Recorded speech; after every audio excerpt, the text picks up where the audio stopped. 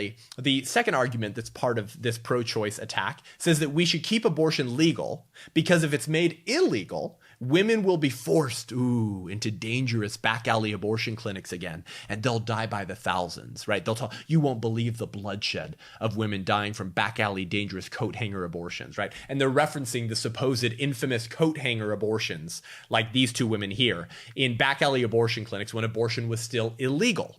Now, we have plenty of evidence and reasons to believe that this was in fact a lie, but some coat hanger back alley abortions, illegal abortions, were of course performed, but the vast majority were being performed by physicians in good standings in their community who were happy to break the law to make a quick buck. But as a matter of fact, women were not dying by the thousands from illegal abortions prior to Roe versus Wade. How do we know this?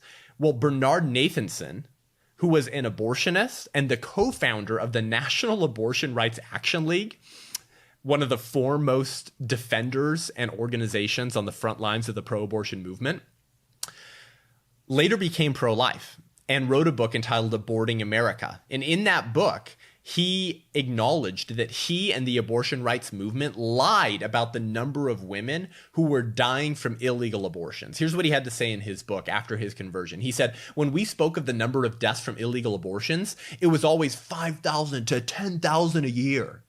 I confess that I knew the figures were totally false, and I suppose the others did too, but in the morality of our revolution, it was a useful figure, widely accepted. The overriding concern was to get the laws eliminated, meaning pro-life laws, and anything within reason that had to be done was permissible. So he says we just fudged numbers and made up big numbers that would be scary enough to move people to oppose pro-life laws because they didn't want to deal with the consequences of a bunch of dead women who were getting illegal, dangerous back alley abortions. And he continues in his book and he says in 1967, the federal government listed only 160 deaths from illegal abortions. In the last year before Roe versus Wade, 1972, the total was only 39 deaths in America in 1972 from women who died from back alley illegal abortions.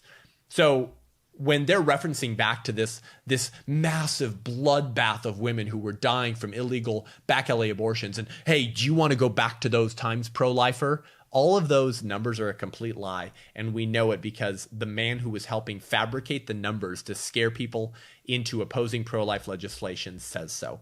But this argument that we need to keep abortion legal because if it's made illegal, women will be forced into dangerous back alley abortion clinics is tantamount to saying the following, right? So this is our version of trotting out the toddler. We're not going to apply it to a toddler, but we're going to apply it to a different moral context, but utilize the same reasoning and see if any pro-choice individual would accept their own reasoning applied to a different moral context. This argument is tantamount to saying that because some people die trying to kill others, the state should make it safe and legal for them to do so, right? So let's fill in the details of that sentence. Because some people die, who would be some people die?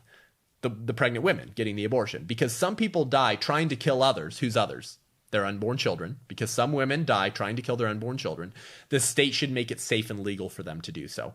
Let's see if we would accept that phrase, because some people die trying to kill others, the state should make it safe and legal for them to do so, to any other context, and see if we would accept that form of argumentation. So for example, let's say a couple individuals are roaming around your city robbing banks, and they've successfully robbed 2 banks and gotten away with the cash. This weekend, they're attempting to rob a third. And in the midst of running helter-skelter from the bank, a law-abiding citizen pulls out his concealed carry and shoots one of the bank robbers in the leg. One of the criminals gets away with a bunch of cash and leaves his buddy bleeding out on the sidewalk. Now, let's say the ACLU comes to defend the rights of the bank robber and says, you know, we really need to have a nationwide conversation about legalizing bank robbery to protect the lives of bank robbers. I mean, look at this bank robber. He was injured, almost died in the process of doing something illegal, robbing banks, and immoral, stealing from others. So therefore, we need to legalize bank robbery to protect the lives of bank robbers. Nobody would accept that form of argumentation for legalizing bank robbery. What a stupid thing to suggest. But it's the same reasoning, because some people die or get injured in the process of doing something illegal and immoral. The state should make it safe and legal for them to do so. Of course not. Furthermore, this argument that we need to keep abortion legal because if it's made illegal, women will be forced into dangerous back alley abortion clinics where they will die from coat hanger abortions is an incredibly sexist argument, an incredibly low view of women. To assume that even when facing the prospect of jail over obtaining an illegal abortion, that women will still choose dangerous illegal abortions to kill their child rather than embrace motherhood or choose adoption is an incredibly sexist perspective. To believe so little in women and give women so little dignity and inward strength of soul that they're just going to be, forced into dangerous back alley abortion clinics is incredibly sexist. Who's forcing them? No one. The vast majority of abortions are not forced, maybe pressured sometimes, but for the most part, women choose abortion because it's what they want. No one's forcing them.